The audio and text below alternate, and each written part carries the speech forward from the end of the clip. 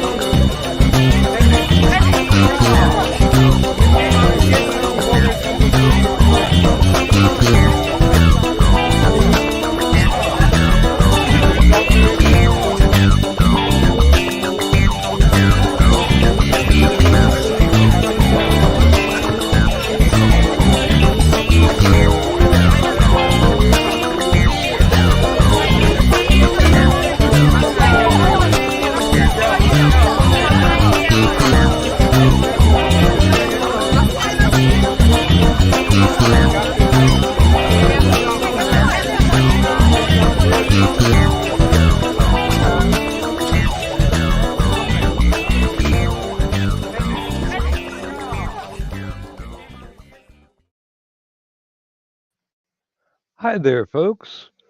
Welcome to Stupid O'Clock. As you may have noticed if you're observant enough, I am not Joe Dog McKeel, nor do I play him on TV. But Joe Dog's under the weather still. This is really getting on its nerves being sick this long. So, evidently, I am in charge. Woe is you. But with me tonight, we got Joe Bachman, we've got Dawn. We're still waiting on John to slide in at the last moment, and the last moment has passed. So I didn't have any ice to summon him or unsummon him, if that's what I'm supposed to do. Probably need a seasonal John Adams beer and a jalapeno carrot. A jalapeno carrot? Well, we know the horseradish pickles didn't work because he gave those to Donna. John put carrots in his very hot chili. And I pick on him a little bit about that. Not intensively, but just enough to let him know I'm not going to forget that. Was good chili. Mine was a little too mild for folks. His was a little too hot for folks. They mixed it together and they thought it was great. Hey, So, that works. hey, chili is chili. Except if you get it at a truck stop, then you're on your own. That's variable quality right there. Mm-hmm. And I work in quality control for another 2 days. And then I will be fully retired. And oh God, I'll work the rest of my life because my wife has got a honey-do list longer than the Magna Carta and the Declaration of Independence combined. Knew there was a reason that I loved Lindsay. Yes. It's one of the many, many reasons. I'm going to be refreshing my skills at plumbing and carpentry and Tetris, trying to get a fridge up the steps through the screened-in porch and into the house. See, when we got the fridge we got now, the front porch was not screened in. You could just back a truck up right between the azalea bushes and put your ramps down and bring it on out. But now, 6 foot wide porch, have to come in through the door.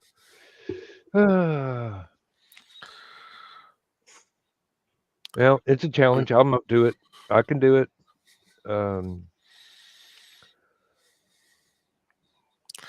Delivery guys didn't want to take on that challenge, or There were no delivery guys at that time. oh, This is one of those. Farm boy says he can do it. We just set it down in the driveway and drive off. Last time we had to replace the washing machine, I'm doing all this. Porch is screened in. Got my stainless steel ramps going up the front porch steps. Dropped the washing machine on my foot.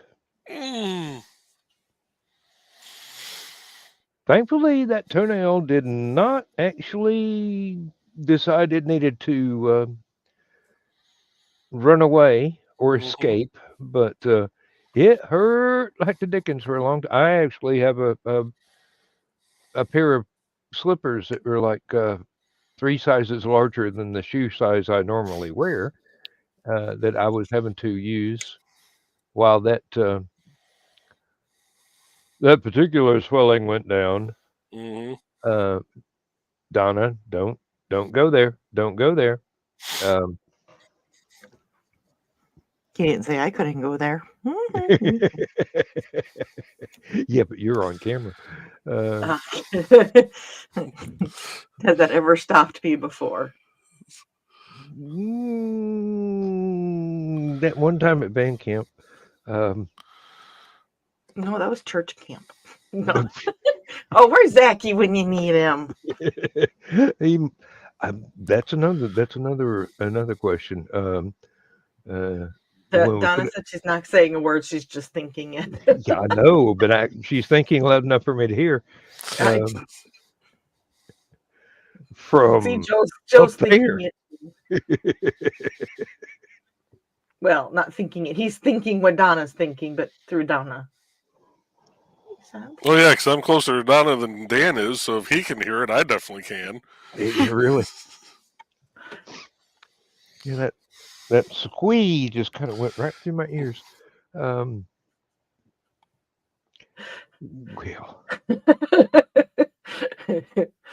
whose character are we going to assassinate tonight?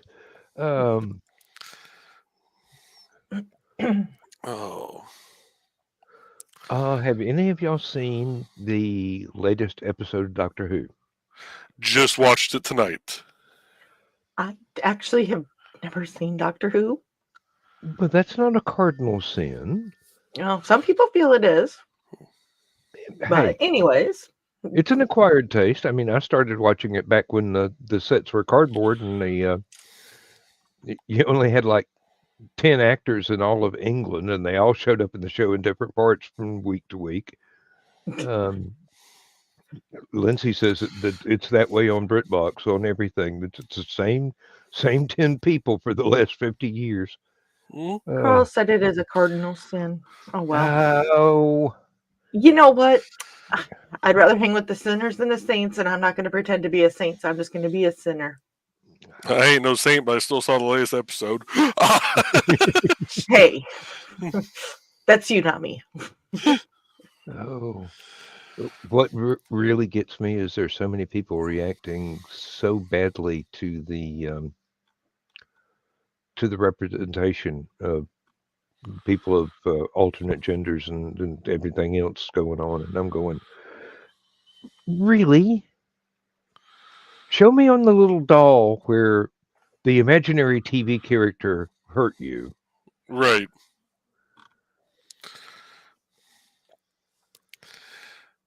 Oh. No, I think I'm going to like him as the Doctor. He's got a really great level of energy, and his humor, the delivery of some of the lines are just absolutely classic. Mm-hmm. I love that. I love that. Now I'm hoping there's not a dance number in every episode from now on, but Right. That for being a change, and not that big a one, because there have been musical interludes in lots of episodes before, starting back with the first Doctor when they actually had a clip of the Beatles, and all the way up. I mean, it's something that, if it's done right, it can be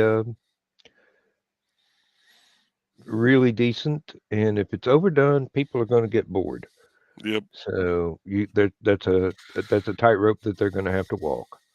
But okay, I had to reread Donna's comment a couple times. What? This one? Mm-hmm. Shouldn't be. I had to decide where the syllables were. Shouldn't be. And if it was a long O or a short O, or yeah. I gifted Carl with a whole bunch of episodes at HallowCon this year. So, and those were very early ones, to be honest. But yeah, you haven't missed much, Carl. There's only been 4 episodes. The 3 specials with David Tennant, and then the Christmas special. And the next ones won't be until spring. Yeah. So they did that a few times over the last 10, 15 years. They take a break, and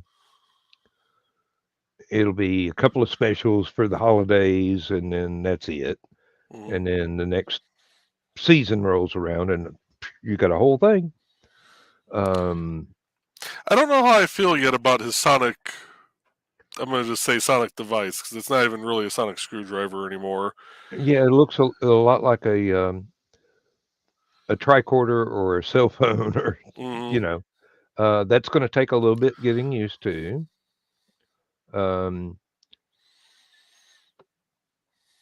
I think I had less trouble seeing the Doctor in a kilt and a tank top dancing in a bar than with the sonic screwdriver, but Well, like my wife pointed out too, they did some callbacks to some former outfits, some former colorings of outfits, all kind of clashed, piecemeal together. The kilt being one of them, and You know. That's one of the things that people have been talking about in some of the reviews that I'd seen. Is like there's no iconic single costume for this Doctor yet, and there may not be. He may just change outfits as often as a normal person, rather than wearing the same suit for 3 years. Hmm. So, Hey, we know that TARDIS has a whole wardrobe room, so it's not like he's it without always a. did. Yeah. It always did. And a couple of swimming pools, and Was it number 5 that had the celery in his part of his outfit? yeah. Turns out 'Cause I, he had an allergy and to certain gases in some chemical range, and the celery would turn purple if it was exposed to that. So if the celery ever turned purple, he could eat the celery and have fresh breath, and it would possibly it would counteract whatever allergic reactions he would have been having to the gas itself. But if you weren't watching real close on that one episode where he explained it, it was just kind of a right over the I, top of your I, head thing. I think it was his doctor. Or might have been one before him, but they were in. I'm assuming it was in the TARDIS wardrobe room. I've seen a clip of it where he's trying to figure out what outfit he wants to do. Mm-hmm. You know. They've let's see. I think that actually started with him with Tom Baker Mm, just before Peter Davison. Basically, he would go in the TARDIS and come outside with a whole new costume. yep. And then Davison, they actually showed him in the wardrobe room looking through stuff. Okay. So I And am then remembering that correctly. yes, he was the first one that they actually showed the wardrobe room. And then with Sylvester McCoy, they did more of the same, picking outfits. I mean, I've always thought the darn thing is about the size of the Empire State Building inside. Hmm. And it's just smaller on the outside. I'm just watching Donna and Carl's conversation. Oh, yeah. Oh, no new apps. Won't pay Disney. Well, Lindsay wanted to see the Beatles thing, so I got Disney Plus, and that way I've been able to watch all the stuff on Disney Plus. I can afford it, but it's not horrendous. Oh, okay, yeah, not asking you to. Yeah, well, I'm still missing one of the specials. My friend that gets those for me um, has been terribly unhealthy here lately, and don't know how much longer he's going to be able to do that for me. I've asked him how he manages to get hold of this stuff, and I may have to get a VPN, which would be no problem, but I might have to go to internet piracy myself rather I didn't than hear that. phoning a friend. Of course, he used to build computers for a living, so he's got an enormously faster system than anybody I know. So he can download stuff, a full 2-hour movie if he wants it, in about 5 minutes. I'm going. So fast Okay. computer and fast internet connection. Well, he builds them, so yeah. We shall see how it works out. There may be other options I have been totally unaware of, but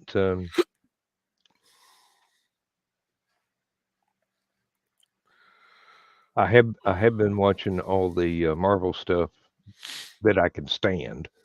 That's been on Disney. Um, some of it's good. Some of it there's not my cup of tea. Mhm. Um, and the Star Wars stuff. Some of it's good. Some of it's not my cup of tea. It's a salad bar. I'll watch what I like and leave the rest for somebody else. It's not like I'm using it up. We we got rid of the satellite dish years ago, and Lindsay got a copy of BritBox or a subscription to BritBox, so I can watch that back here if I want to. Um, she uses it mostly for her soap operas and Britcoms, and I've got Netflix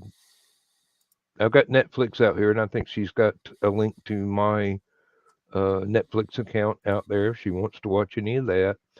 I've got access to the CW and the CW Lite. I don't know what else to call it. And I was watching the DC comic book stuff on that. Okay. But the problem with that is you don't have to pay for it, but you got to watch the same 3 commercials every break during the show every time you watch it. And I don't like commercials, but it would be nice if there was more variety. Oh, Joe Dog Uh, just chimed in. yep, I saw that. Get better. Get your rest. Oh, I hope you feel better, Joe Dog. Yeah, I feel better, Joe. Yeah. Yep. BBC iPlayer. Yep. Carl, that'd be absolutely right. And yes, poor Joe Dog. I hope Donna is doing well. Joe Dog's Donna is doing better. Well, I hope both Donnas are doing well. Geez, Dan. Well, I didn't know that Carl's Donna was feeling under the weather. No, but they're trying to work on, implementing 5 cats to get along in a home. This is supposed to be a challenge. You put the food down, whoever lives gets to eat. Daniel! You try raising 20 of them at one time. Yeah, but they're outside. Not always, not anymore. Ish. They were inside before they were outside. Oh, Carl said they had sinus infections for 2 weeks, so Oh, I'm so sorry. I'm so sorry. I know exactly how you feel. The worst I can complain about is that I have been foolishly trying to sleep the same way that I did as a child with only one pillow. And Lindsay's got like 15 on the bed. It's like the Princess and the Pea here. Well, I have been stacking up 2 of them and sleeping on that, and the pain in my neck has been a great deal less. I think once I no longer have to go to work and sit in those awful chairs in the break room in order to eat, the pain in my back will go away. Well, I'm trying to figure out how to get my pain in my neck, backside, shoulder to go away. It's not been a fun week. And Joe Dog, I always behave, just not well. Everything we do is a form of behavior. If you want good behavior, It costs extra. The face I just got. Yeah, you saw that, didn't you? Well, I would say that I'm going to leave y'all 2 here without adult supervision, but Joe Dog's in the chat, so So we're still here without adult supervision. I was gonna say Joe and I do very well on Burning Is Love and Behind the Code. We haven't gotten in too much trouble. Well, we also have Alec there to keep us out of trouble. True. So basically, haven't gotten caught yet. It's kind of like usually the kids watching us is making us behave. Usually it's like, uh-oh, the parents are there, or the adults are there. This is, oh, the kids are here. We better behave. I shall return momentarily. We will see in a bit. And did we'll you be get your back tape? after this word from our sponsors. Oh, We have sponsors? some days.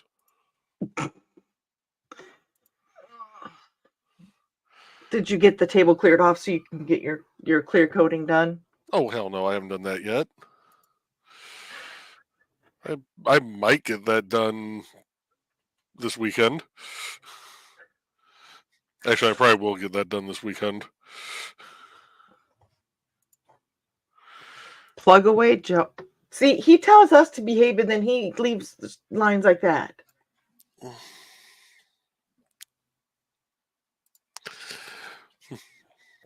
That is not fair. I'm going to say, well, I don't know who your sponsors are, Joe Dog, but...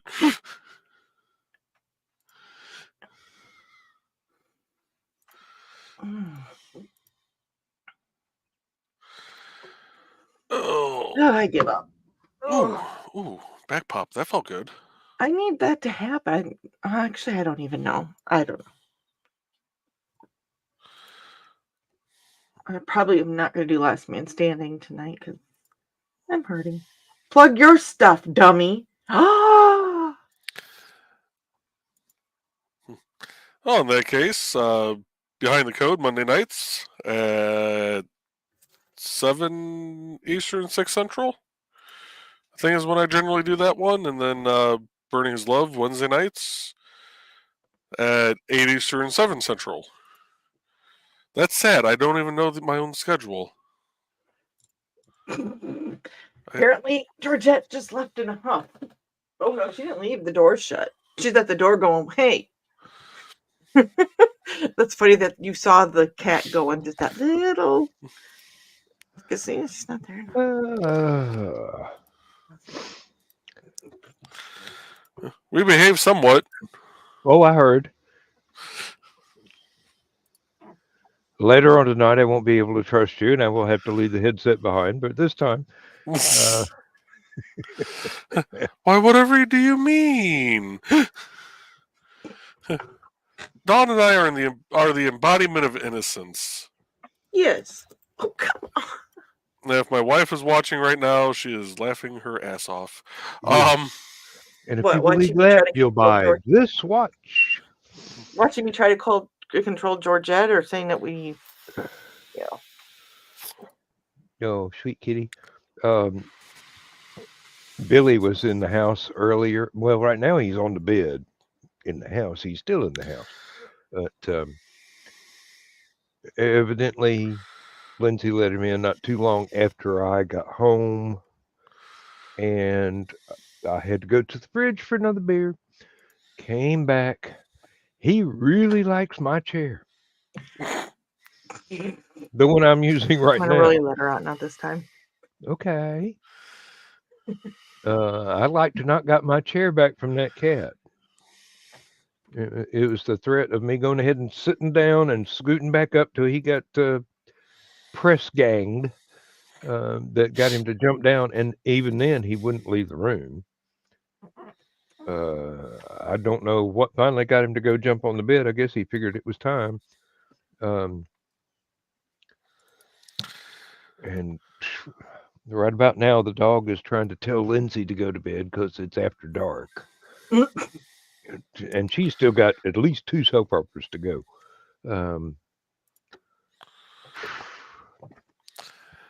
Yeah, my cat will be trying to get me to go to bed here in a little while.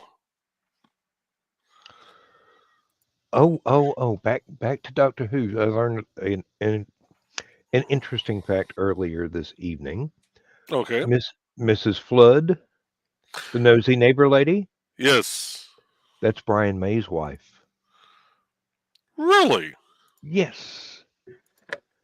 And evidently she has been on EastEnders, a British soap opera, for many years.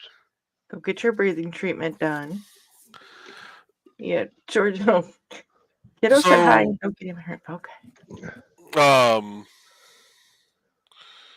my wife and I were trying to figure out if she was how she's going to fit into this year's, this season's show. With breaking the fourth wall. Yeah. That has been definitely stated that it is going to be a slow burn development through the rest of the series. Okay.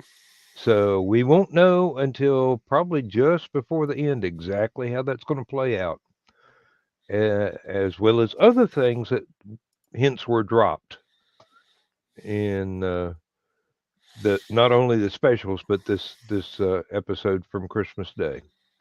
So it's the showrunner's usual thing.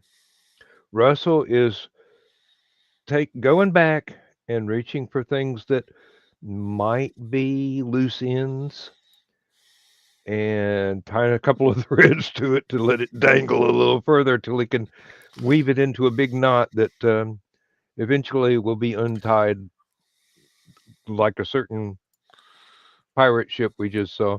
Got to say, I'm liking the gravity gloves. Yes, that's a nice little addition. Mm-hmm. There we go. Who says the Doctor doesn't have superpowers? He's intelligent. Mm-hmm. That's definitely a superpower nowadays. Yeah.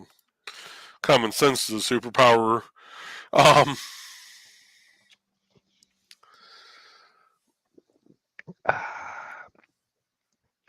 right, this time I'm not leaving the room. I'm just going, give me 3 steps. I'm going to get another beer. Give me 3 steps.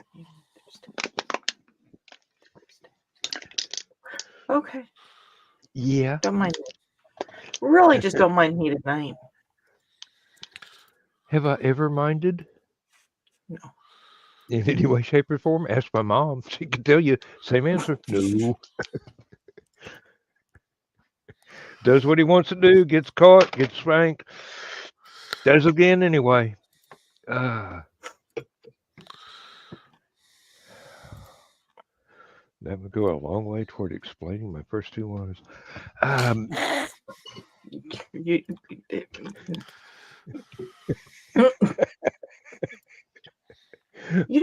this so much better? Did I think that out loud? I didn't hear a thing, Dan. Oh. John, Joe is in the comments right now. He is really not feeling well and not breathing correctly. Breathing is an important part. Yes. Believe me, when you can't breathe, you don't feel really good at all. Breathing is important. But we're hoping maybe Saturday he'll be here. If not, we're going to be even more worried than we are now. Mm-hmm. So, yeah. Got to keep the little annoying bugger around for a few more years.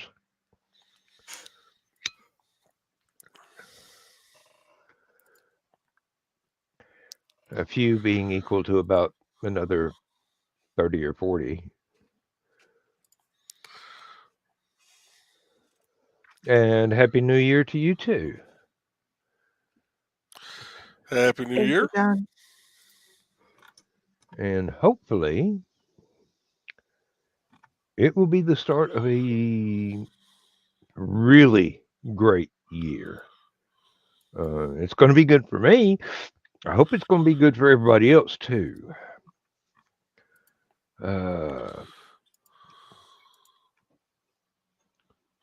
Okay, that can't be the dog. The doorknob got turned.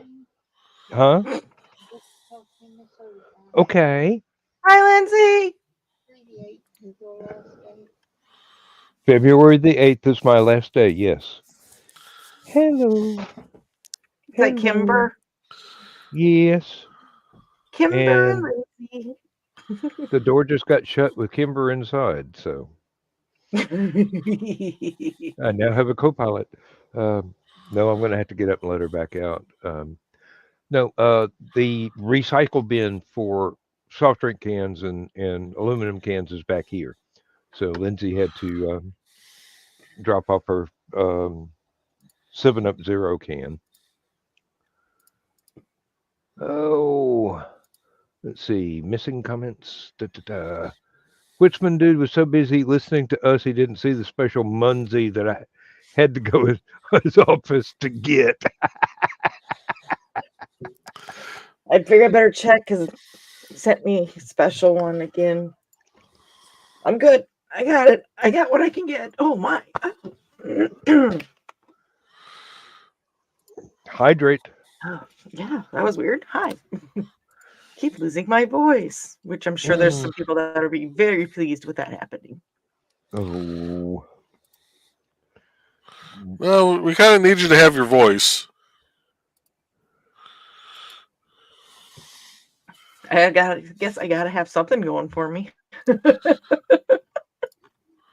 Oh, you got more than just that going for you.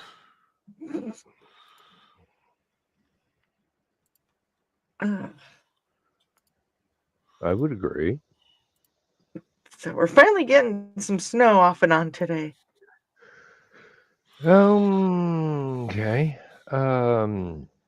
Wish you luck with that. It's cold enough to snow down here, but it's the air is just too dry right now. We might get some, we might not. It's like maybe every 3 to 5 years we'll get a little light dusting of snow. About once every decade we get enough to shut Atlanta down, which means 5 snowflakes.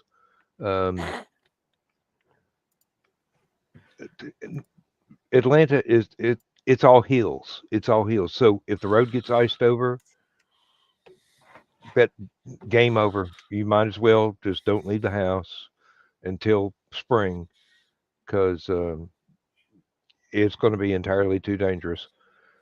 The bad thing is it usually happens while people are at work and they need to get home. Mm-hmm. And down here, it's not financially effective to have a whole lot of stuff that can cope with snow. The equipment that they need just doesn't get bought because it just so rarely happens. It rushed out before it would actually get used, probably. Uh-huh. And I get that. I just threw a pen at myself. Don't ask how I do things like these. Now, it's better out in the sticks where I'm at because they have road graders for dirt roads. Mm-hmm. Emergency snowplows. In rural Minnesota, that's a lot what they use too, are the road graders for plows. And there are dump trucks everywhere. Doesn't matter whether they were owned by one of the contractors that pays roads for the county or whatever, or you can even get a coalition of farmers together with their dump trucks and load them up and salt or grit the roads. Hey, whatever you need to do in an emergency, you do. The farmers will pull together. I mean, if they'll get together and help each other mow and bale and stack hay in a barn just so that they've got more help when it's their turn, they'll help take care of the roads too. Yep. And 90% of them won't even ask or wouldn't even accept money if it was offered. Oh, we have a Chris. Hello, everybody. Hi there. Oh, but Atlanta is a special case. It's a big metro area, and they can't afford to keep snow combating equipment just sitting there for 10 years while it's not doing anything. No, and another thing, as I brought up in the past, Atlanta is very hilly because it's at the foothills of the Appalachian Mountains. So a lot of people don't realize. And another thing is, there are a lot of people from out north that move to Atlanta that forget how to drive. So when it happens, they're freaking out, especially when they've got hills and stuff, and they're used to rolling, I mean, more or less flat land. Yeah, more Piedmont than hills. Yeah. I'm just laughing because usually the first 2 snows of the season, there's a lot of people in the ditches, especially, believe it or not, in Minnesota, that happens a lot. The first, because it's like, oh, I remember how to do this. Nope, I don't remember how to do this. And another thing people forget is, especially if it's been dry and we get snow, you've got all the deposits from all the oils, lubricants, and everything else that's leaking from all these vehicles built up Mm-hmm.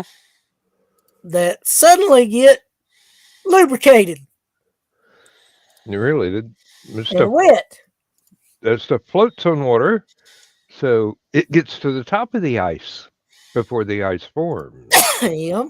And that's why you have to. So it's not just Southern folks don't know how to drive, because I've seen Southern folks drive better than some Yankees ever have any hopes of doing.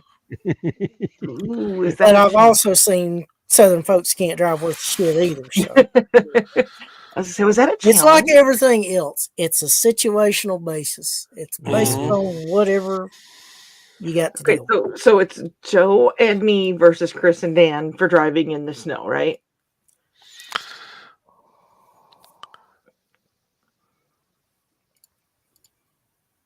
I wouldn't want to So take that challenge. You what? I would not want to take that challenge And why not, Dan?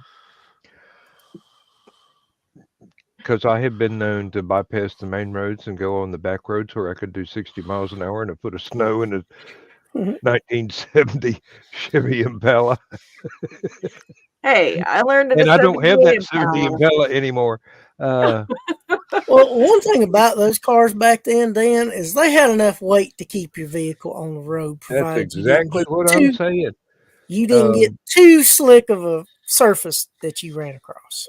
I pulled up to the road that was my usual route to work, and there was like 30 cars doing 30 miles an hour went past me while I'm sitting at that stop sign waiting to make a left turn. I turned my turn signal off, went across the road, went and got on a parallel back road, and booking it down through there. I was the first one to break trail on that back road. I got all the way up to where that road re-met my usual route No, Carl. and got ahead of everybody else. Went on to work. I have to agree with Chris on that. No, Carl, it would be fun, but no. That would be very hard to coordinate. That's the only reason. I am not willing to risk somebody's safety and health over a stupid ass thing like that. Really. My ego's big, but it ain't that damn big. Yeah, I don't have anything left to prove.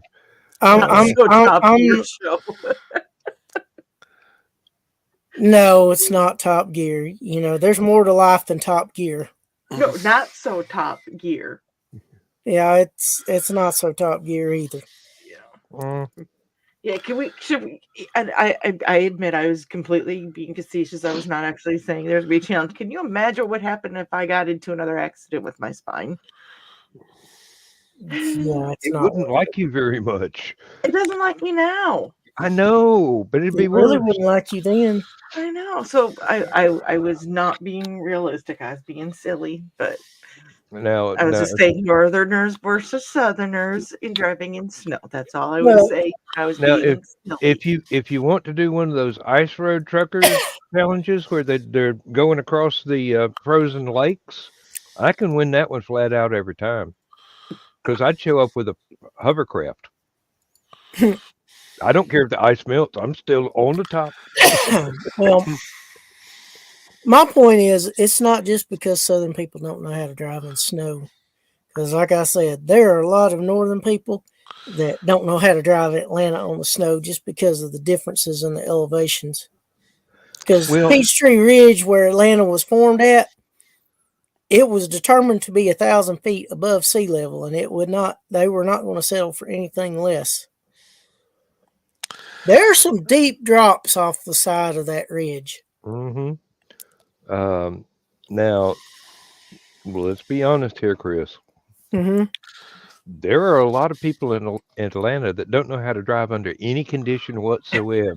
Oh yeah, like I said, and the thing And is, they're not 30 just from the south; they're 30,000 from of all them over. are out there every morning in rush hour, and they don't know how to do anything. I mean, they can't drive in good weather, much less bad. And they're from all over the country. It's not just native Oh Georgia. yeah, Mm-hmm. 'Cause there are a lot of As people that have moved to the area for jobs. Yes, and like I said, I'm just being a smart. as someone who has worked the interstates and been out on 8094 during the best road conditions, namely a bright sunny day with no construction, and the worst conditions where we're getting a blizzard and I'm in a plow truck. Yeah, people can't drive for shit either way out here. I just want to know one thing: What's that? are Ohio drivers as bad up there as they are down here? So we don't get so many of the FODs, we get the FIDs. The fucking Illinois drivers. No offense, Dawn, Okay, Donna, no, and they Carl. are. Yes, I because I'm a Minnesota girl at heart. I'm a Minnesota driver. The Illinois drivers suck. I mean, every state has a certain percentage of their drivers that suck. Mm-hmm. I believe that's because Nabisco refuses to quit putting driver's licenses as prizes in Cracker Jack boxes. Mm-hmm.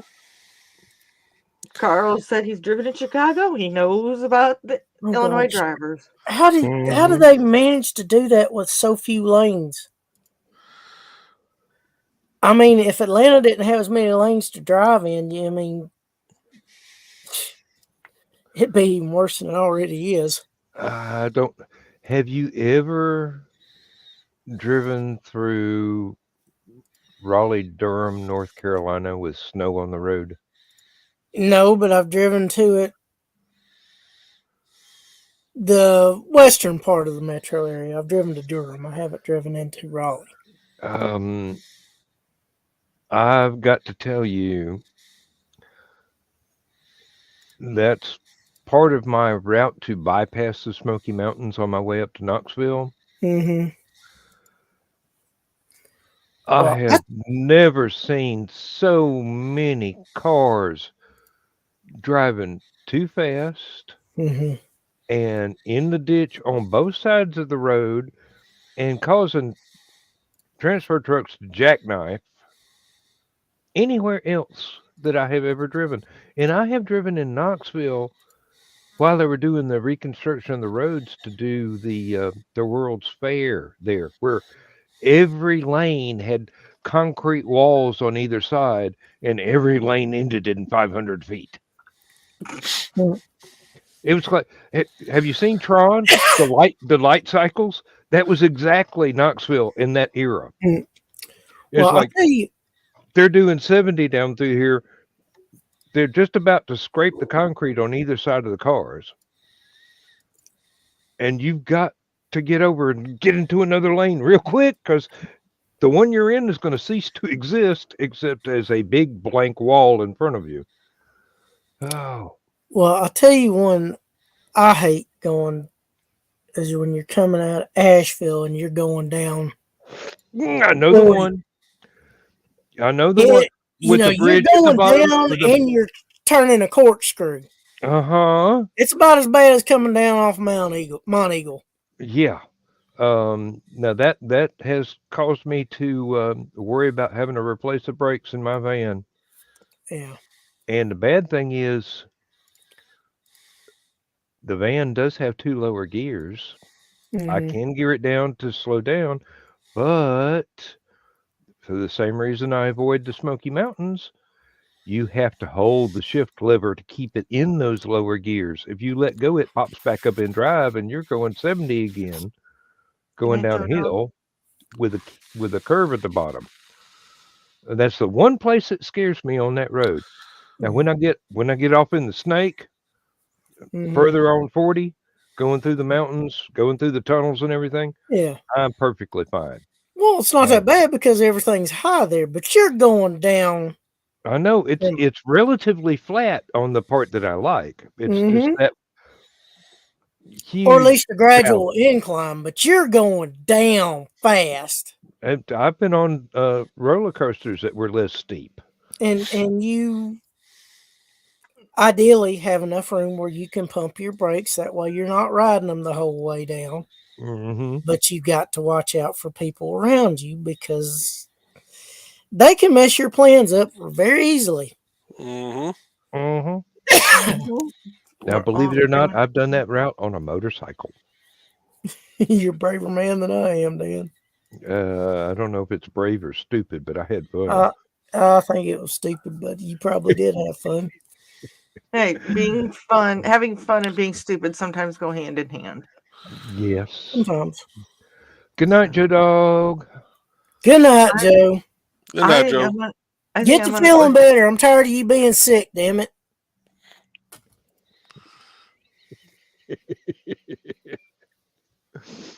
Damn it. I think I'm gonna go ahead and log off too. I'm in quite a bit of pain tonight, so I'm gonna go take stuff to make myself pass out. There you Okay. go. Be safe. I'm not gonna go anywhere except for right there. Well, if you're as clumsy as you claim to be, you could have an accident between there and the bed. So be safe and good night. And hope you get to feeling better. Let's not forget I have fallen out of that bed before in the middle of the night. So, okay, well, you guys have a good night, and we'll see you hopefully tomorrow night in the green room for those that make it there. All right. Mhm. Take care. Good night. See you, Don. Bye. Good night, Dawn.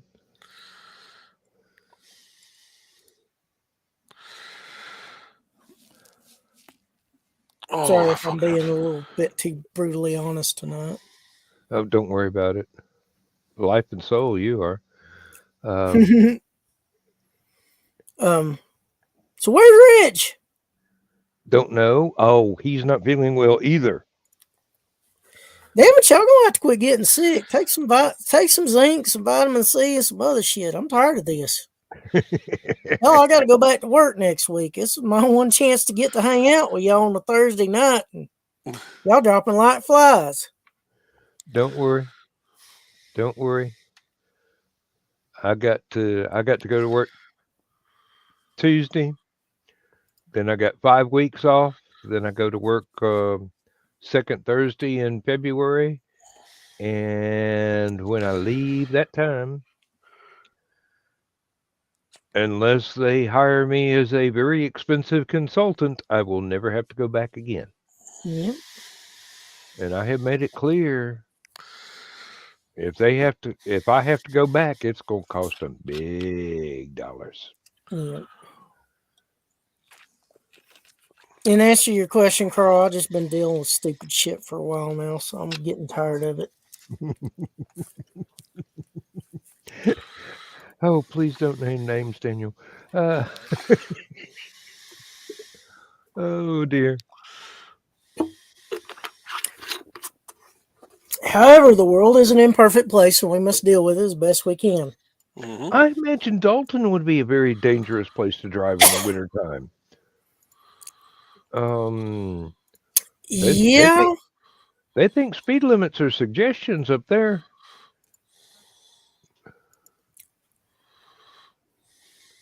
And some of those curves, they may be flat going into them, but they don't feel like it when you're coming out of them. It's like loop to loop on a Matchbox car, Hot Wheels track.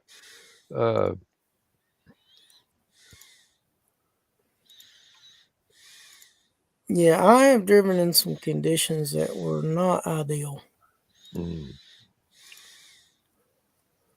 I'll tell you the worst one that I ever drove in. It didn't have anything to do with the weather. Mm-hmm. I decided I was going to take a long motorcycle trip. Mm-hmm. So I got on a bike in Athens, Georgia, and I went all the way out to Dallas. And Mm-hmm. that in the middle of the night took me about 11 hours to get to Dallas. Stayed there for a couple of days with an artist friend of mine. Mm-hmm. Had to go to Daytona, meet up with my second wife. We were separated at the time. Excuse me. She was living in Ocala and wanted to take a vacation in Daytona. Mm-hmm. And I figured this would be either a make or break situation. So I drove from Dallas to Ocala 24 hours straight on a motorcycle. I stopped for gas. I stopped for food. That's it. No sleep till Brooklyn, basically. And Man. I was not in the best of conditions by the time I got within the last 20 miles of that trip. I had to fight sleep going down the road in 4 lanes of traffic. Mm-hmm. But I got there safely, That's took a good. little nap, and then she drove us to Daytona. Spent a week there, and things were working better. And got back, hopped on the bike again. I go, ooh, saddle sores. Mm. I've still got 8 hours before I can get to the house. Ouch. Yeah, Oof. No fun. it was. It was not. It was not. And that was the trip. That at the end of it, I parked the bike, and except for running back and forth to a very very close grocery store, never rode motorcycle again. Mm. That pretty much ended it for me. Oh, I imagine so. I mean, saddle sores from all that driving. Oh, Yep. Gary. Hey, Hey, Carrie. Gary. But that was about the worst trip that I ever had. I mean, it was fun at all the destinations.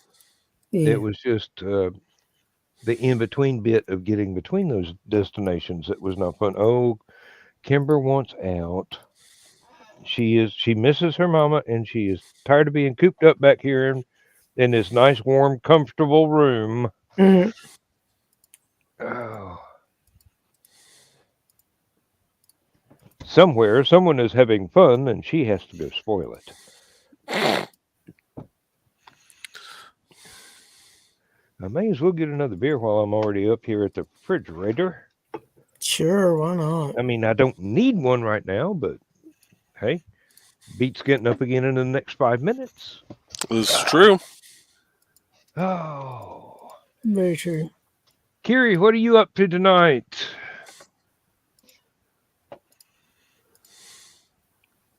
Any of the HallowCon crew going to Chattacon? Oh, I'm sure we'll be there. And how far away is it? How many weeks? It's the weekend right before MLK Day. So I believe it's 13th through the 15th. Is that March? Yeah. Okay. No, January. January. HallowCon's Oh, okay. always in January. Okay. Didn't realize that. Yeah. Uh, Yeah, it's always in January. oh, he finished the stream just a little while ago. Yeah.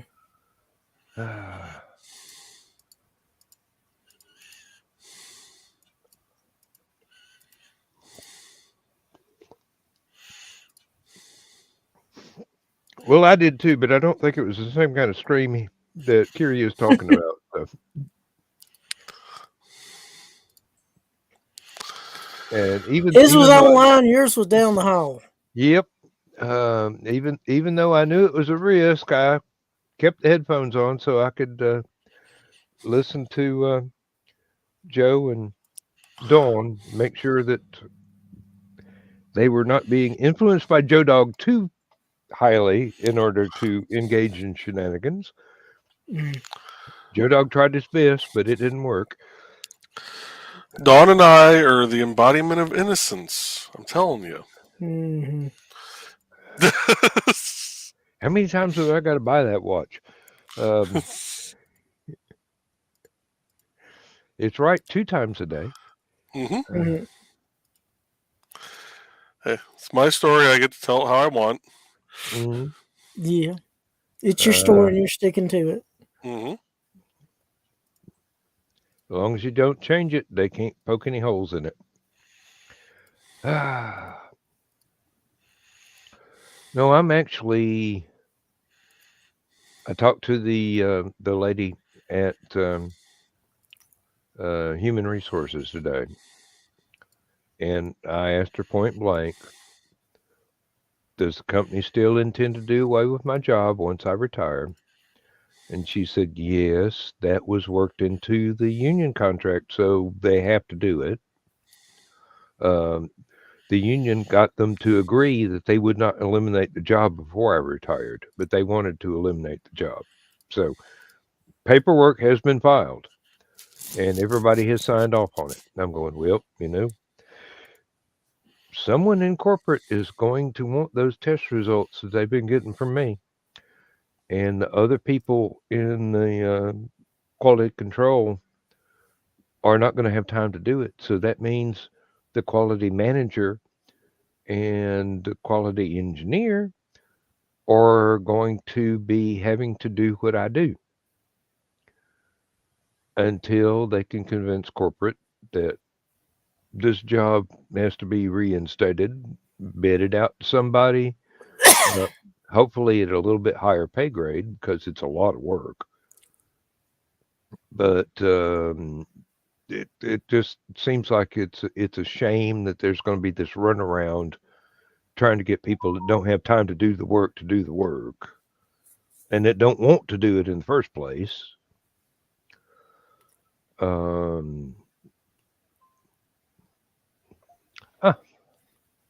Sent a photo. Where did the photo come from? Where did it go? Oh, it's over here. Whoa. That's what I drove home to about 10 years ago, something like that. I can imagine. Let me see if I can share that.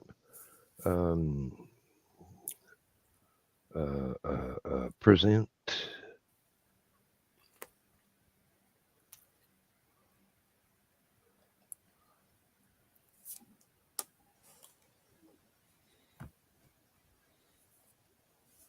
And that was me driving about 20 miles an hour. Yeah. It's because you're intelligent. Well, it's because it was icy and messy.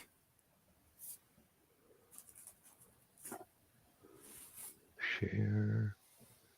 And there we go. Yep. I remember days like that. That almost looks like the blizzard, the very first blizzard I ever drove in while plowing. I kind of had a little baptism by fire my first night out. There was a bad enough storm coming in that we started getting called in the middle of class right after lunch, and we're told that class was canceled the rest of the week. Yeah, well. The one time that I had to drive in worse stuff was probably, I don't know, 98. It was worse than that. I actually had to use the 4-wheel drive on the vehicle that I had at the time. Mm-mm. And I still spun out. Yeah, I did it on the road and I recovered, but I made it home. The night I got called out for that storm, I was supposed to drive my personal vehicle in, but I was in LaPorte with my state vehicle and went, well, I'll just drive this out to the unit tonight. I'll get the car in the morning, because I drove a little gray Plymouth Breeze, and I figured if I ended up in a ditch in that thing, they wouldn't find me till springtime. Oh, good night, Donna. I actually like cars. Good night, Donna. So I drove my state car because I at least had the construction lights on it. It was a Dodge Stratus. So I figured, at least with the construction lights, if I spun off into a ditch, I had a chance of being found. Sometime before spring, yes. I was driving home after that shift. And as I'm getting on the interstate, I get a call from one of my coworkers. He goes, "Hey, they got us a hotel room." I'm like, "Oh, that's great. I'm heading home." "You're not going to take the hotel room?" "Hell no, I ain't taking the hotel room. I'm already on the interstate. I ain't going to try and get back off until my exit." Wise man, yes. I drove down what I'm fairly certain was the center of the road, geographically speaking, not the center lane, because I was trying to judge the distance between the median, the center median wall and the wall to my right. Had my lights going, and I looked in my rearview mirror. Here's 4 semis blocking the road behind me.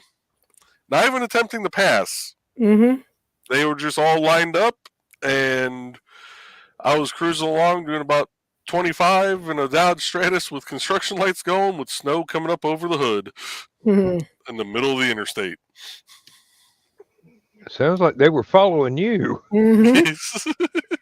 Hey, we can see that. Yeah. They're also like, this person driving like they got some damn sense. We ain't gonna let nobody hit him. Right. Stay on target. Oh. Yeah, I got home that night, and I lived on a cul-de-sac at the time, so we were the last to be plowed. Yeah.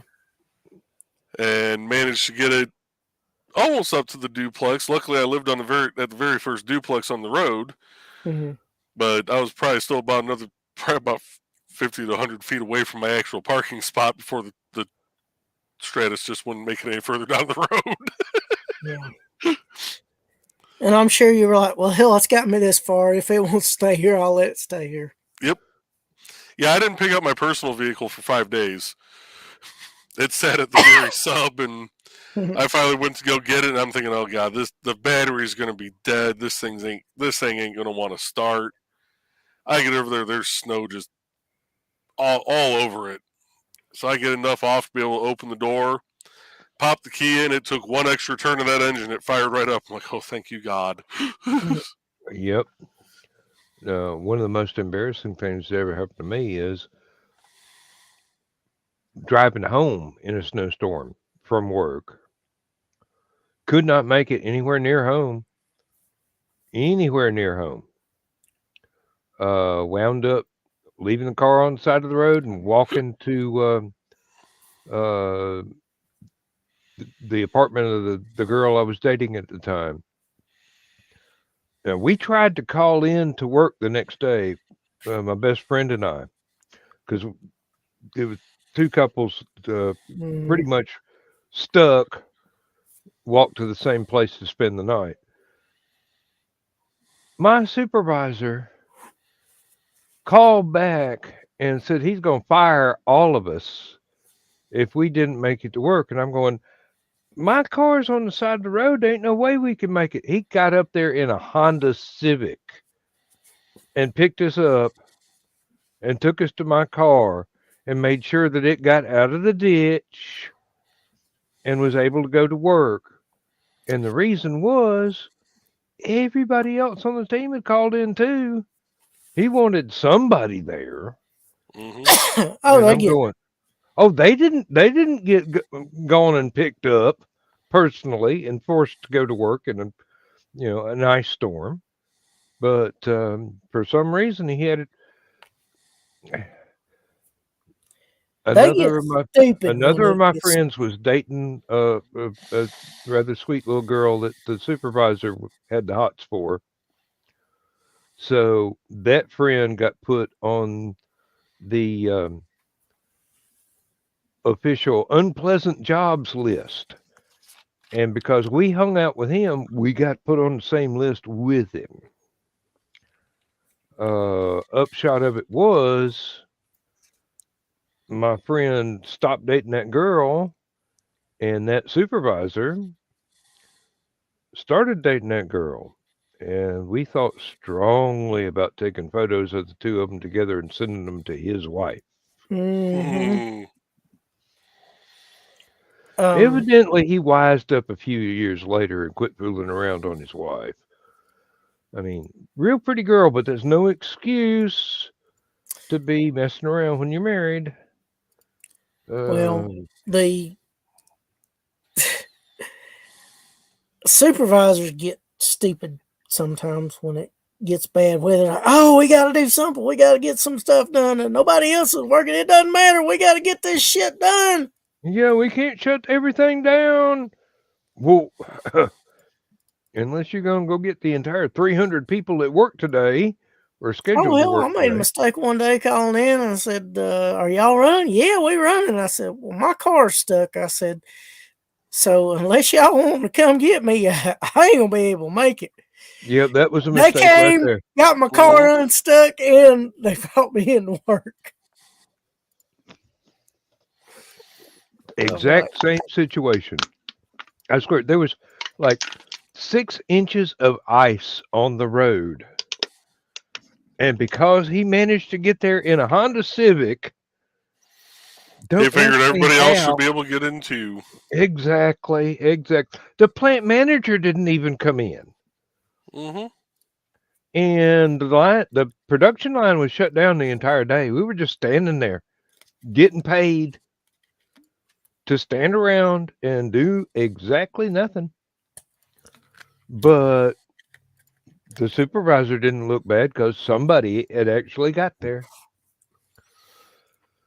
I had a general manager when I worked at Staples that lived an hour away over in Culver, Indiana. And his rule of thumb was if he can make it in, you can make it in. And he drove some little shitbox car.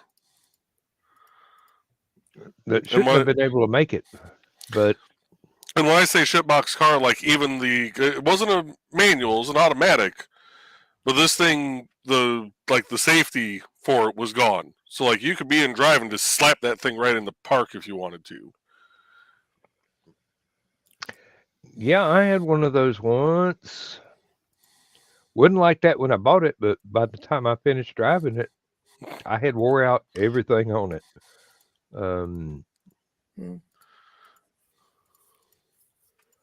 Oh Lord. That was before we had a union. He would not have been able to get away with those threats and any of that after we had union lawyers willing to go up against company lawyers. Mm. And just that was a long time ago. A long time ago.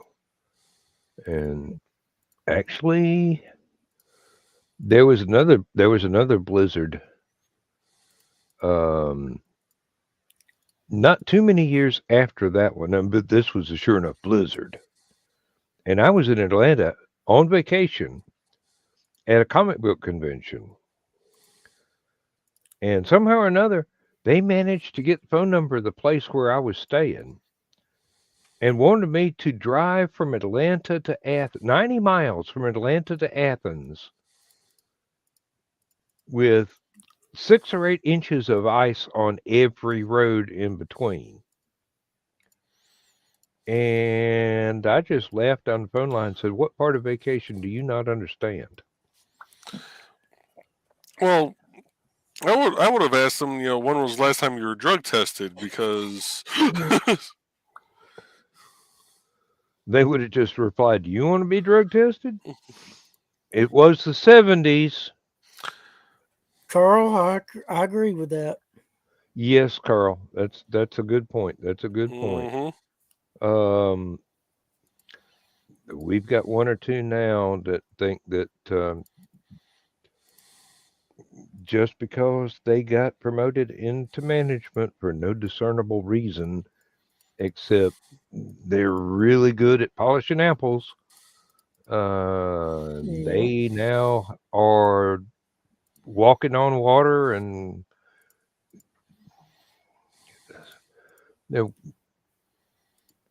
one of them got on to one guy about something I don't even know what. And he wound up making the cardinal mistake of going, "Do you know who I am?" And the guy said, "Yeah, you are named his name. I went to high school with you. You wasn't nothing then. You ain't nothing now. I love it.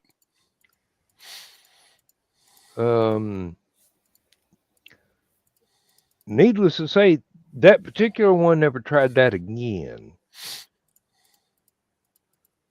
Oh, Carl. Yeah, I will love retirement. There's going to be a whole lot less aggravation. If it snows too much, well, I've already let them know years ago. With the condition of the roads that I've got to drive on in good weather, if it snows, don't look for me. I will call in and I will take the hit on my attendance record. I mean, today I got perfect attendance for this year. I have not missed a day or been late the entire year, so I will get a bonus. Congratulations. Hey, it'll come in handy. Mm-hmm. Got to buy plywood. Got to fix the floor in the kitchen and the hallway where we had that leaky pipe. And Lindsay would have a new fridge, a new stove, and a new microwave if it hadn't been for the fact that I've got to fix the floor so that workmen bringing a refrigerator in don't wind up in the crawl space underneath the house. You can feel it give way. There are places where we don't walk right now.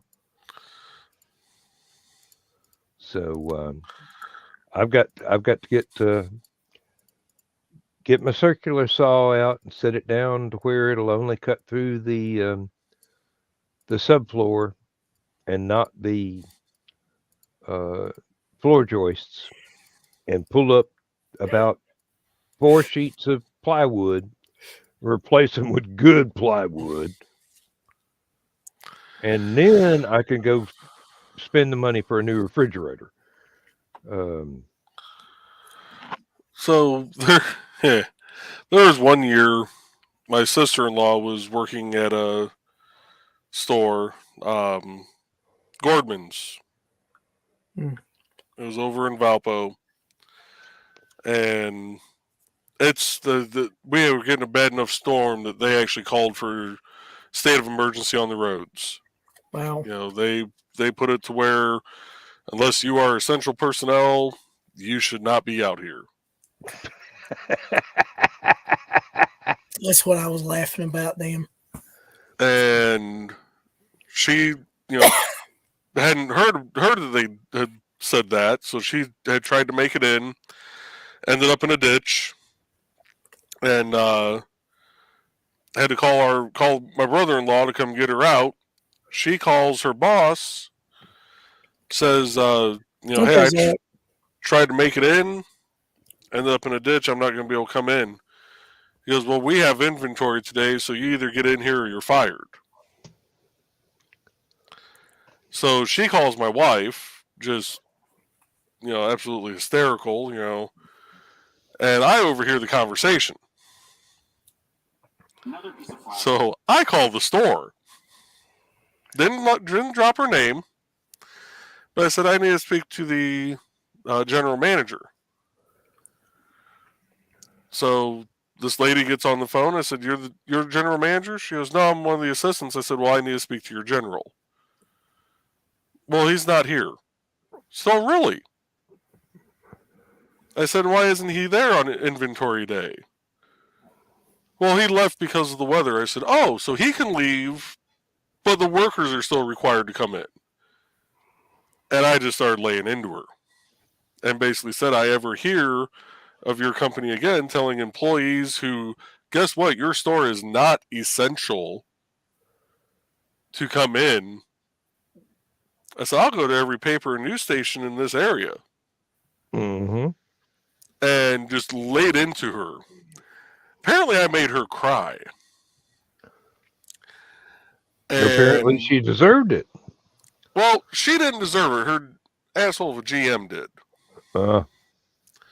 She just happened to be the one stuck holding the baton at that point. Oh, yes. Okay, I understand. And so my wife gets off the phone. She calls in. Now, y'all have met my wife. My wife is an English major. Mm-hmm. I've seen her tear into a doctor, calling him everything but a nice white man, without actually using any bad words. And finishing her letter off to him with, "I hope you live up to your standards of your delusions of mediocrity." That's awesome. She calls up there, gets the same lady, and she goes, "Are you the general manager?" No, I'm not. My wife was a lot nicer about it than I was. Mm-hmm. But I'm pretty sure that lady knew that she was still taking an ass chewing. Yeah, that store closed about a year later. Yeah. And the general manager is gone the next month. I don't know how that could have happened. Probably because he laid out during inventory. Yeah, That that might- the letter my wife sent in probably didn't help either. Ooh, paper trail. That's always a bad thing. Mhm. Yeah. Okay. Now here's this from Chris.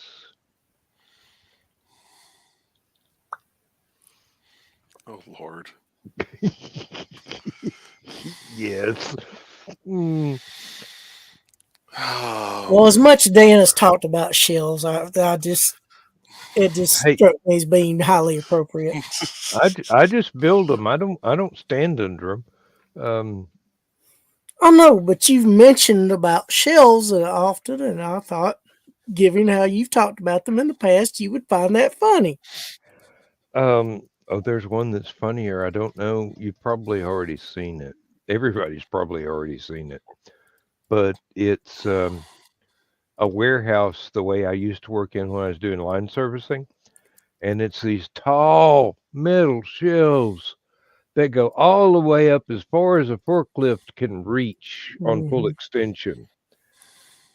And this guy's driving around in there, and the shelves are loaded down, and he turns a little bit too soon and bumps into one leg of a shelf, and it seems like it cascaded into the entire warehouse, collapsing to the ground.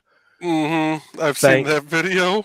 thank God that forklift had a cast iron cage on it. Otherwise, he'd have been killed. Mm. Look, even with the cast iron cage, that man's still lucky. Yeah. And those cages aren't always rated for that much capacity. No, Sometimes it's just it got battered. I mean, Mhm. seriously, those were some big pallets of heavy looking stuff. All right, I will be right back, and okay. can't go drinking beer all day and keep it to yourself. Well, not all, even all afternoon after you get off from work.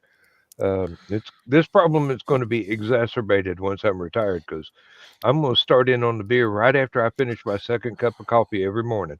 So,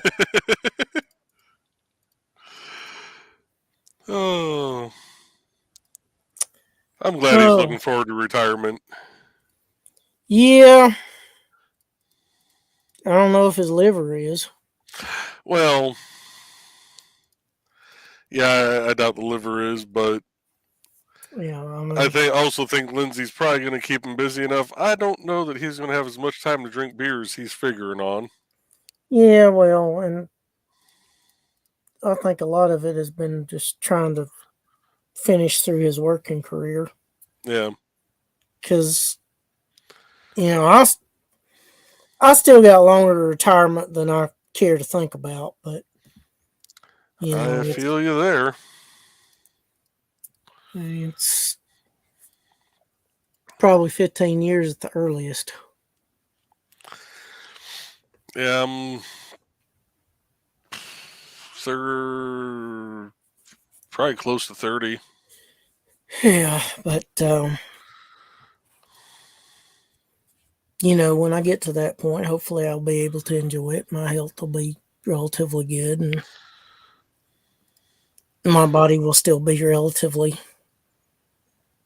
Nimble. nimble and in good shape, able to get around, do stuff. Yeah, I'm hoping for the same thing. Which by that time I'll probably be in a higher position where I'm not outdoors constantly, but at the same time I also know that'll drive me up a wall. It probably will, but it depends on how far away it is before you get that. I mean, if you get to stay on the road about 10 or 15 more years, it probably won't be as bad. Yeah. It's I mean, I can really only go up about one more level from where Yeah. I'm at now. I really doubt I would ever be in the director's seat. One, because I will not move down to Fishers, Mhm. or closer to Fishers. Yeah. Technically, our director lives down closer to Vincennes, Yeah. and he only goes up to Fishers like once a week, if that. And he's actually still running projects too. But for me to really move up any higher, it gonna be a while. Yeah. Even though my boss keeps saying, which my boss is the project manager for our area, Mm-hmm. and that's the next step that Mm-hmm. I would go up to. Yeah. He keeps saying, "Oh, I'm gonna retire in the next 5 years." The hell you are. Mm. Oh, me and Laura are going to retire, move up to the cabin in Michigan.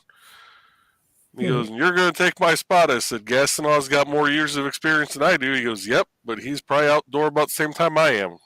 Fuck. Yep. It's just kind of like if Joe ever decides to step down from HallowCon, if I'm left with holding the reins, like, damn. And guys, you don't have to worry about my liver. I drink natural light. It's sex in a canoe beer, basically. You trying to say it's watered down enough where you got enough water in it, it'll flush out you.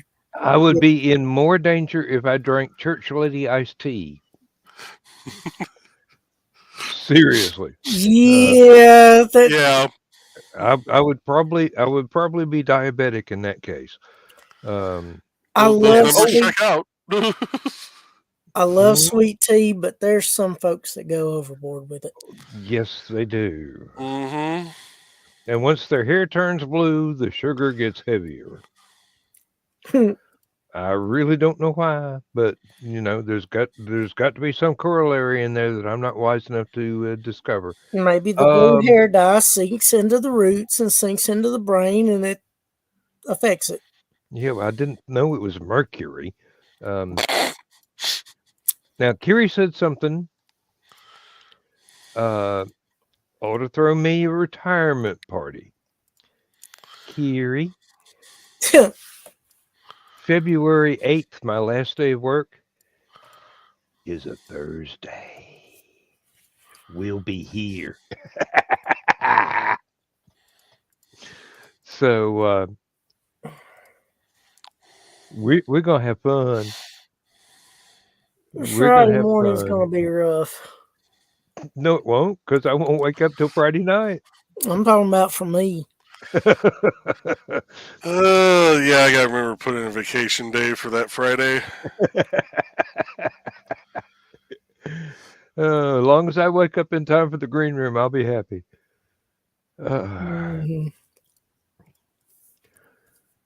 Oh. No, I'm more worried about these things than I am beer. Yeah, well, I mean, at work, I go through the entire work day. They're locked in the car. I'm doing without. When I get on the air, when I get writing, There's an awful lot of those gets up in smoke, and Hmm. I have been thinking about quitting. So far, it hasn't gotten any further than a thought experiment, but I have been thinking. So God, that would make writing very, very difficult.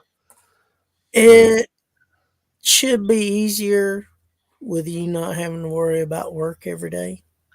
Well, it's not worry so much as I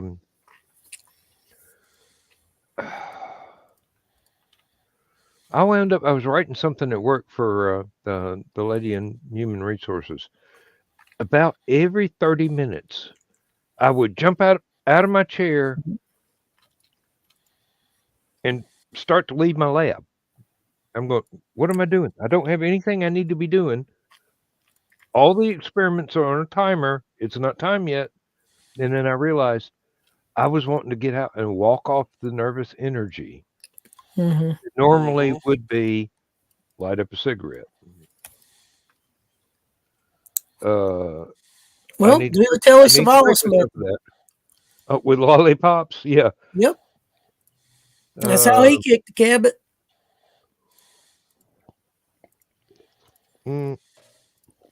Well, if I do it, it'll be the same way I quit my younger vices and just stop. Well, more power to you if you can do that. Some Well, folks need something to transition to, though. if I can stop that, I can stop this. It's the willpower to go through with it. But he required something going in his mouth to make up for the cigarettes. And the lollipops were the thing for him. And if he got the smaller ones, wasn't bad for him as if he got the real big lollipops. I can think of one suitable substitute, but I don't know if my wife is willing. Not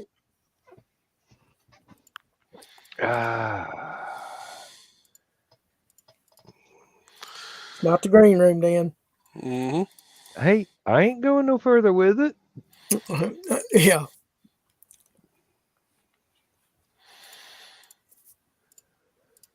I'm just sitting over here being innocent.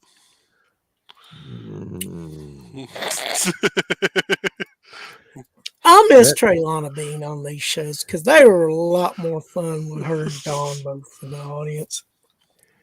Oh. Yeah, sadly, my wife tends to turn into a pumpkin about 8:30, 9 o'clock most times.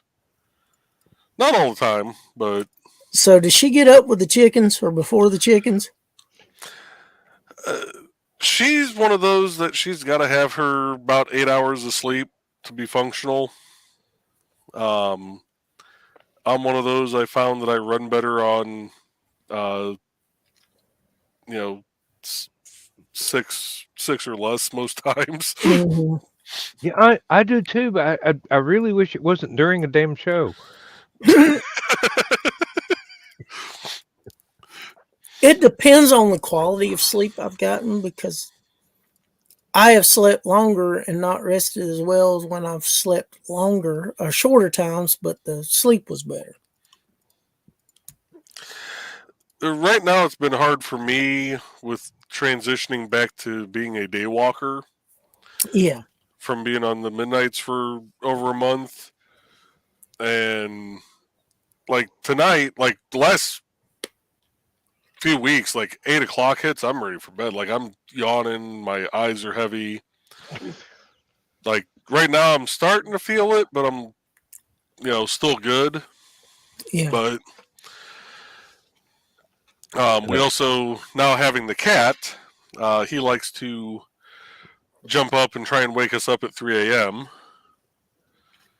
And then we manage to fall back asleep. And again, at 6 a.m., he starts pawing at us and wanting us to get up. So Yeah. Feed me, Seymour. He has an automatic feeder.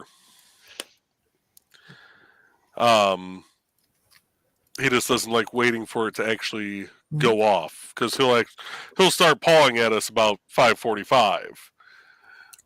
It's like, buddy, you got 15 minutes. You're good. You can survive. You're good. You're not going to starve. Mhm.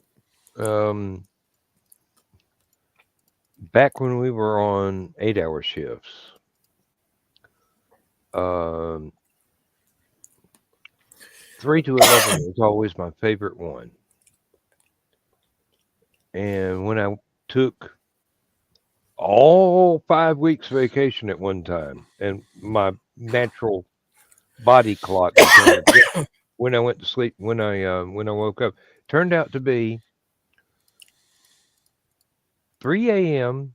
I'd want to go to bed. About 10 a.m. I'd wake up and be good for another day. That's I don't think I can talk Lindsay into letting me get away with that now, but because there are sales going on, we have to be there early. No, that's not. She wouldn't get mad at me for that. I would just go ahead and set the alarm and try and go to bed a little earlier, 2 a.m. maybe. And there have been many times in this last year of working 7 a.m. till 3:30.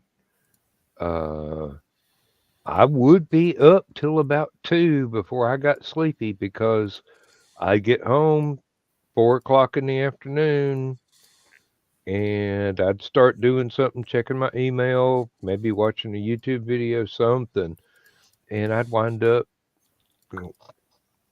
just nodding off in the middle of a video or in the middle of reading an email. And 30 minutes, an hour later, I'd wake up and,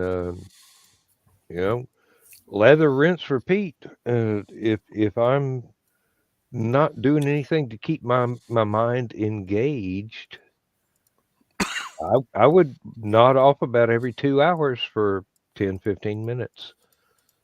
And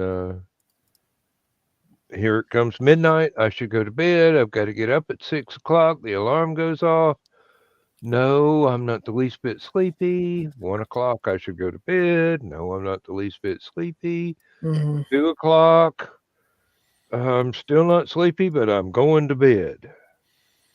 And lay there and stare at the ceiling until I finally nod off. And that is the closest thing to torture, really, to know you've got a deadline where you have to wake up and be unable to convince your body it's time to sleep now. Should have avoided that third nap at 5:30 this afternoon. I've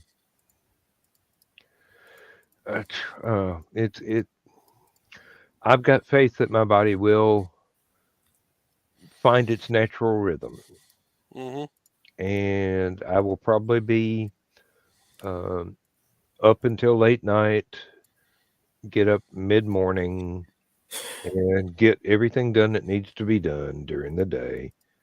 And I might even be able to avoid those late afternoon nap ninja attacks. Although, judging from my dad's going to be the real trick right there, trying to fight off the nap ninjas.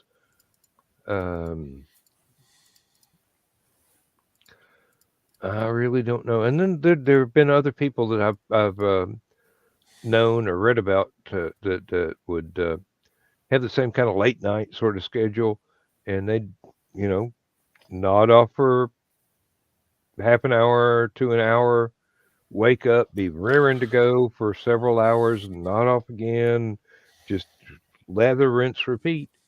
And that was the way their body wanted to run. It's the same as when you get hungry for a small snack every 3 hours, 4 hours. You don't want a full meal. You just want some kind of munchie, basically.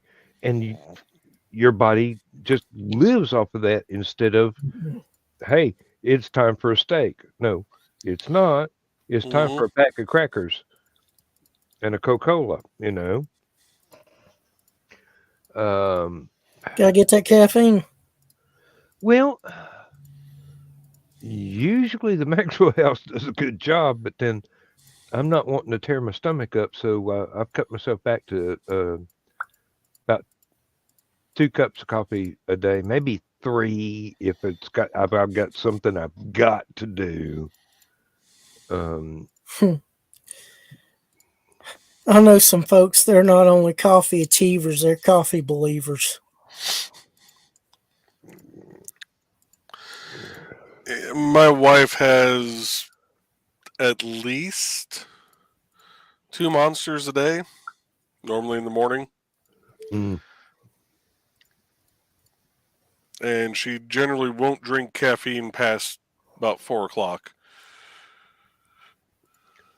Now, Lindsay she's got a teapot. She'll either make an entire pot of tea or she's got an electric tea kettle too. She will make 1 cup and hopefully she will not get busy trying to do stuff and let it go cold. She'll be able to sit and drink it and enjoy it.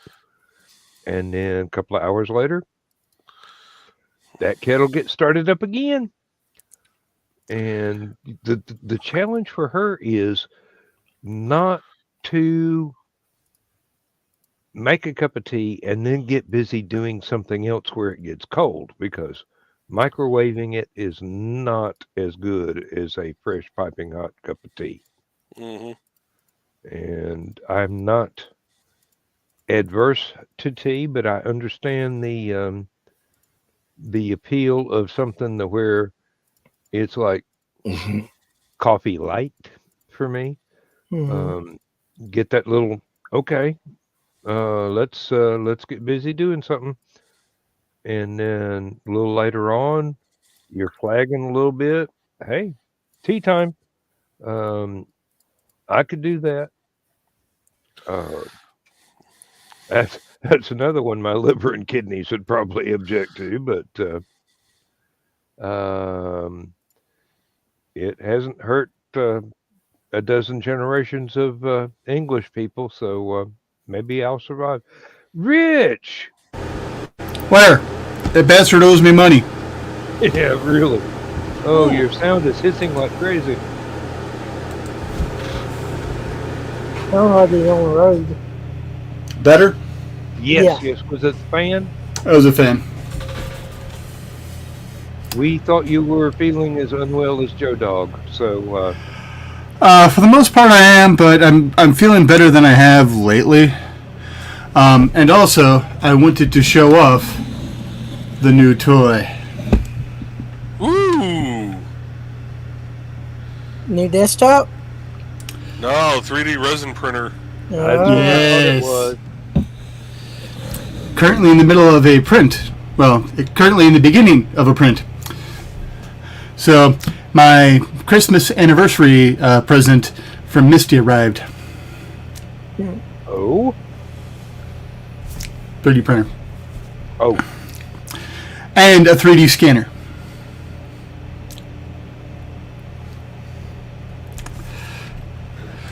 So, now all these people throughout the years that I've ever said, eat my ass to, I can scan it, get a full food grade mold made of it, and sent it to them and say, hey, now you can actually eat my ass.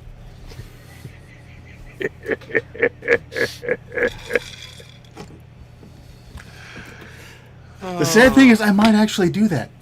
I don't know. It's not sad. The sad thing is that, you know, people would actually look forward to that. Hey, Yeah. now, $20 is $20. We don't kink shame around here unless it involves horses. I don't have anything against horses.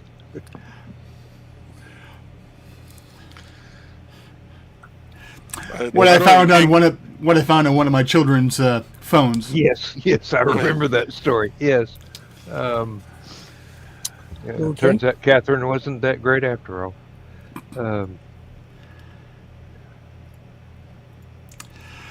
I'm actually surprised how quiet the damn thing is, too. I can barely hear it. Nice. That's impressive. Oh, wow. I've only got 15 minutes left before I start the next show. Yep. That's all right. This has been an awful lot of fun tonight. I want to thank everybody for showing up. Happy to be here. Yep. Always happy to be here. Happy to be anywhere. Yeah, really. That was my next statement. I'm just happy to be anywhere at my age. Before I forget, folks, giving a little plug to Joe here. You need to check out his Burning His Love program. He did a very nice job last night on the piece of work that he was Thank you. doing. And we have great music that plays during it also. And if the some Dan Hellfield guy or something. if the love burns too much, seek a medical professional and get penicillin. Yeah. Yeah. Some lotion might not hurt either. Yeah, the name actually just kind of started with that whole joke. But seriously, if you like crafts, especially doing artwork with wood, you definitely want to catch Joe Bachman's show, The Burning His Love. Yeah, still sitting over here from last night. Yes. And Nice. like I said, if you do nothing else to it, Joe, it looks like it's a snowy scene. Yeah. Yeah, especially with how blonde that wood is. Yes. I don't know that you would have had the same effect with a darker wood, but Now, we were talking earlier about whether or not he needed to add more shading to the roof line of the lean-to, or the under surface of the lean-to. Yeah, the roof line, kind of the edge line of it. It was a question that Dawn had brought up last night. You know, do I ever do stuff that's, additional to what the design actually started off as? And the simple answer to that is I generally don't. Just because if I screw it up, then I have to start all over again. It's not like most art where you can go, oh, I can erase that and, keep on going. It's, I have to sand down about a quarter and a half inch off this wood. 3D effects are one thing, but that'll wear out Dremel real quick. That reminds me, I've got to figure out where I stored my Dremel. I haven't used it in a couple of years. I don't know what closet it's in.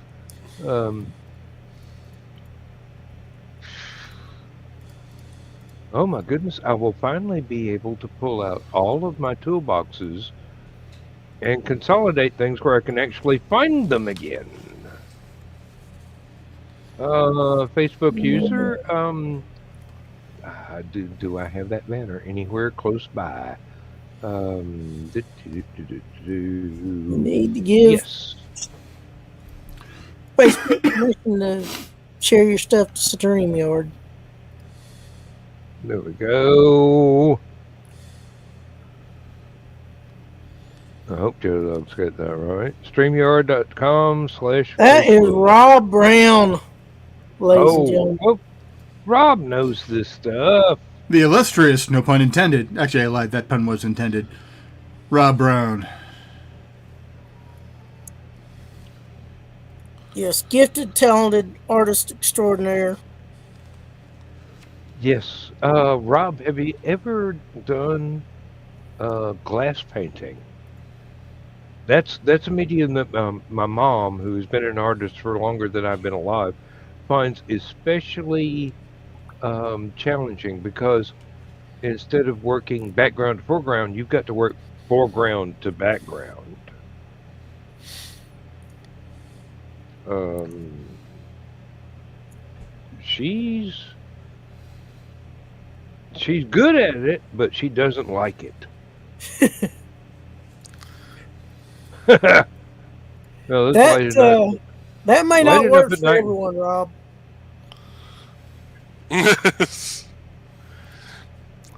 Yeah, I can't do that. Sure you can. Get a really bad cold and take NyQuil. Or don't have a really bad cold and take NyQuil. Well, the thing is, you then you're won't just stay drinking. awake. NyQuil makes a lot of folks drowsy.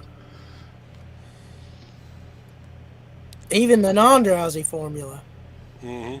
That's why I would keep a couple of bottles of the cherry NyQuil on hand, and if we're having a holiday dinner, make a nice cherry cream cheese pie and put NyQuil in it. At least I get some peace and quiet for an hour or two after everybody finished the meal.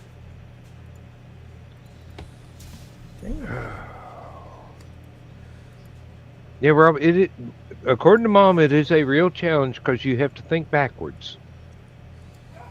But you pretty much you're painting on the underside of the glass, so everything that's in the foreground has to be on the initial layer. And as you move further and further into the background, you're doing other layers on top of that initial foreground layer. Mom swears it drives her crazy because it is exactly backwards to everything she's ever done with a oil painting or watercolor or anything else. But it's a challenge in several ways. Basically, teaching yourself to be able to shift gears and think with the backwards perspective, and teaching yourself how to only work with the transparency of the glass that applies to that particular layer. I probably didn't explain that right, but I'm not an art teacher. I'm just somebody whose mom has been an artist for 80, well, let's call it 75 years because she's 82. And she's been doing this stuff for a long time.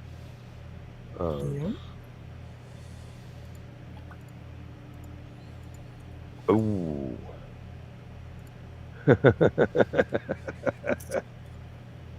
Where's John when you need him? Lord only knows. Yeah. I can relate to that. I was a college student in the 70s. There were some of my oil paintings that I had to look at it a different light when everything wore off. Taught me a lot about how to achieve 3D effects with a very, very limited effort involved. Carl, gonna go to bed. Yeah. And have a good night, Carl. Good night, Carl. Might be And, time yeah, to grab the psychedelic sock puppet. Oh, yeah. Yep, you're exactly right, even though Dawn's not here, so the joke has less of its kick.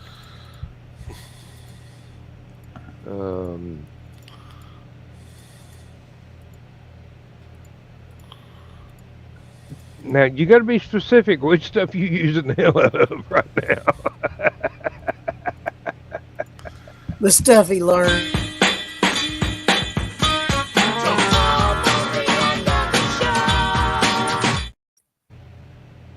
Oh, The stuff he it's learned. less it's less fun without Dawn here to overreact. Um, yeah, Yeah, I hope her back gets to feeling better. That can't Mhm. be easy. really, yes. I would hope for a miracle that one day she will be pain free and not physically impaired. Yeah, That would be great. That would be great. I would celebrate that day. that would definitely be a blessing for her. Mhm. Yes. Now, let's see. We got 5 minutes left, guys. Um, and it pretty much means that Last Man Standing is not going to have an audience until tomorrow sometime. But that's all right with me too. Um, It does happen. Mhm. it happens a lot, and I don't mind. It's there. As often as I can remember, I'll go back and add shows into the playlist. So some poor masochist is going to hit the button that says "Start at the beginning," then they're going to see 3 years of Last Man Standing. Just wait till they get to the taco episode. Oh God. They'll have to wait a little while. Um, Yeah, the, but there may be a fan for life after that. hey, I am not putting together a editor's choice best of. Nah, you gonna have to wait till you retire before you think about that.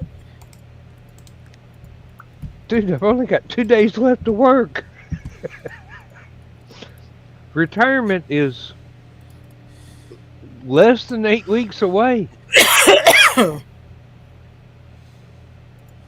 Well, as Jackie Gleason liked to say, know how sweet it is. It's hard to believe. I have been working towards this moment for 2/3 of my life, Yep. and it's finally here. It's finally within my grasp, and I'm going, am I ready for this? Have I made enough preparations to where everything's going to be going right? Um, is there a safety belt anywhere? Because, I'm not management. I don't get a golden parachute. I'll be lucky if I get a brick wall. Um, I've done the best I can. Um, 2-minute warning. Alright. 2-minute warning, Dan. Yep. Yes. Time for high flight. Yes, it is, and thank y'all for Or being however here. you prefer to get there. Let's touch the face of God.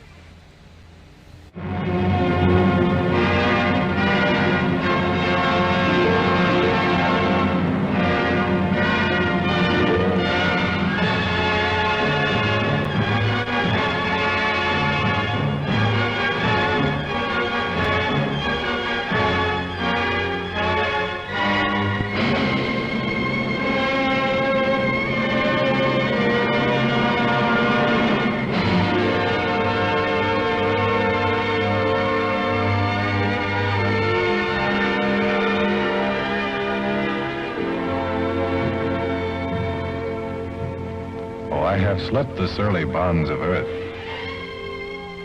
and danced the skies on laughter-silvered wings. Sunward I've climbed and joined the tumbling mirth of sun-split clouds and done 100 things you have not dreamed of. Wheeled and soared and swung high in the sunlit silence. Hovering there, I've chased the shouting wind along and flung my eager craft through footless halls of air. Up the long, delirious, burning blue I've topped the windswept heights with easy grace, when never lark nor even eagle flew. And while with silent, lifting mind, I've trod the high, untrespassed sanctity of space, put out my hand and touched the face of God.